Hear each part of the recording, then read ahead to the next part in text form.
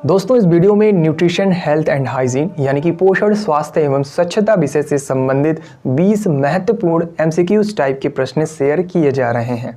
और ये प्रश्न ऐसे हैं जो पिछले कुछ वर्षों से आपके एग्जाम में बार बार पूछे जा रहे हैं। तो अगर आप भी न्यूट्रिशन, हेल्थ एंड हाइजीन का पेपर देने वाले हैं या फिर आप पेपर देने जा रहे हैं तो ये वीडियो आपके लिए बहुत ही ज़्यादा इंपॉर्टेंट होने वाला है। हमने सभी क्वेश्चंस को दोनों ही लैंग्वेज में रखा है, तो आपको लैंग्वेज से रिलेटेड कोई भी दिक्कत इस वीडियो में नहीं आने वाली। तो अब आइए बिना टाइम वेस्ट किए वीडियो को शुरू करते हैं। लेकिन वीडियो शुरू करने से पहले मैं आपको बता दूं, ये वीडियो हमारे वीडियो सीरीज का पार्ट 2 है। तो बाकी के वीडियोस देखने के लिए लिंक आपको डिस्क्रिप्शन बॉक्स में मिल जाएगा। हमने सभी वीडियोस के प्लेलिस्ट भी बना रखे हैं, तो प्लेलिस्ट का लिंक भी आपको वीडियो के डिस्क्रिप्शन बॉक्स में दिया गया है।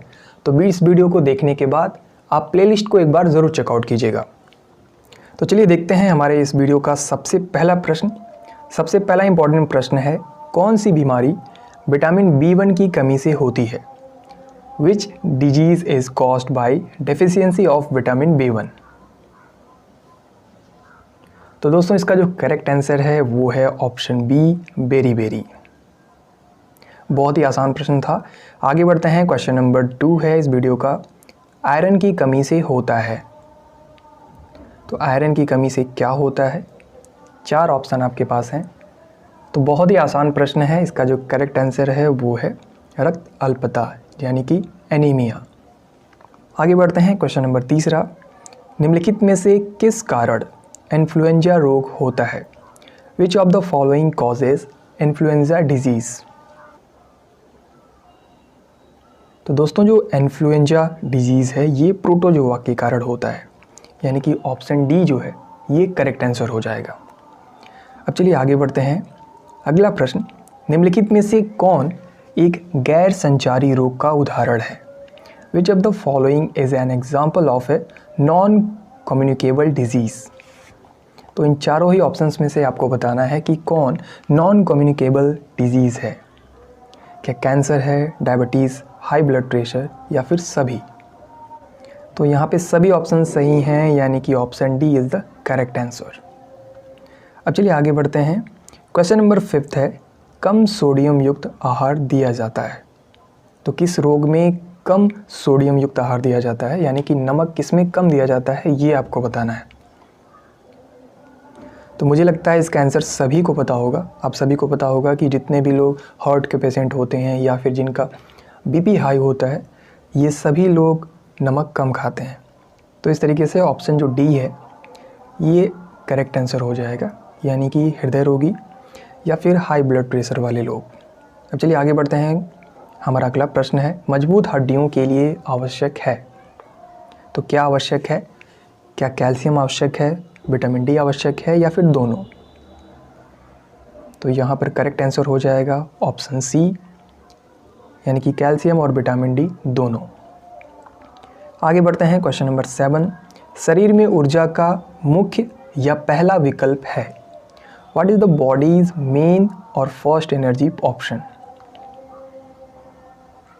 तो बहुत ही आसान प्रश्न है। आप सभी को पता है कि बॉडी में जो ऊर्जा का सबसे पहला विकल्प है, यानी कि मेन सोर्स, वो होता है कार्बोहाइड्रेट। तो ऑप्शन बी यहाँ पर करेक्ट हो जाएगा।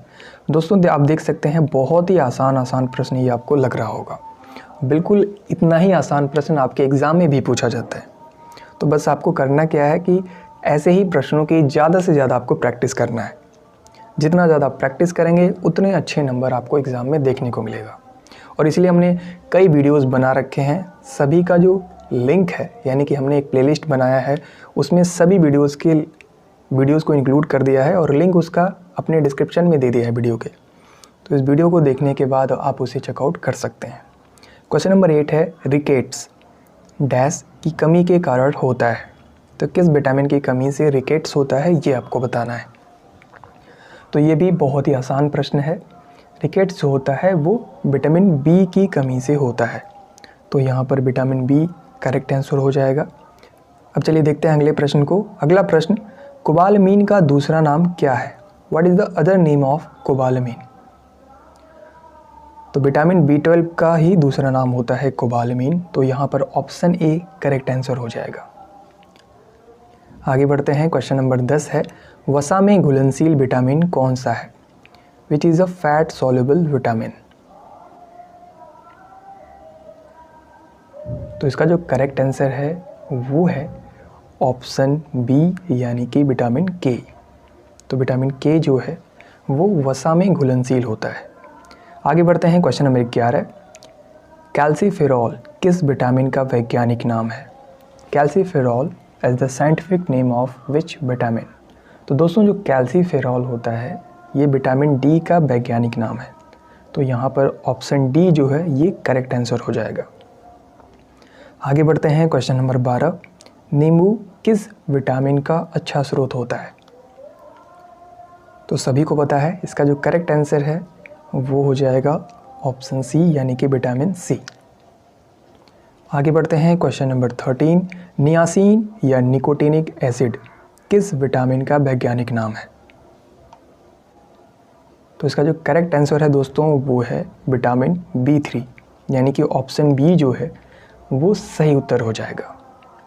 अब चलिए नेक्स्ट प्रश्न को देखते हैं। नेक्स्ट क्वेश्चन है, विटामिन डी सूर्य के प्रकाश के संपर्क में आने से किस अंग में संश्लेषित होता है? In which organ is vitamin D synthesised by exposure to sunlight. तो इसका जो करेक्ट आंसर है वो है स्किन, यानी कि ऑप्शन सी, ये करेक्ट आंसर हो जाएगा। आगे बढ़ते हैं, क्वेश्चन नंबर 15। किस विटामिन का वैज्ञानिक नाम एस्कॉर्बिक एसिड है? The scientific name of which vitamin as ascorbic acid. तो दोस्तों विटामिन सी का जो वैज्ञानिक नाम होता है वो है एस्कॉर्बिक एसिड। तो यहाँ पर ऑप्शन सी करेक्ट आंसर हो जाएगा। आगे बढ़ते हैं, question number 16। Vitamin B complex में कितने अलग अलग विटामिन शामिल हैं? How many different vitamin are included in the vitamin B complex. तो दोस्तों विटामिन बी कॉम्प्लेक्स में अलग अलग 8 प्रकार के विटामिन शामिल होते हैं। अब चलिए देखते हैं क्वेश्चन नंबर 17। पेंटोथेनिक एसिड किस विटामिन का वैज्ञानिक नाम है? तो दोस्तों जो विटामिन B5 होता है इसका वैज्ञानिक नाम होता है पेंटोथेनिक एसिड। तो दोस्तों आप देख सकते हैं कितने आसान प्रश्न आपके एग्ज़ाम में पूछे जाते हैं।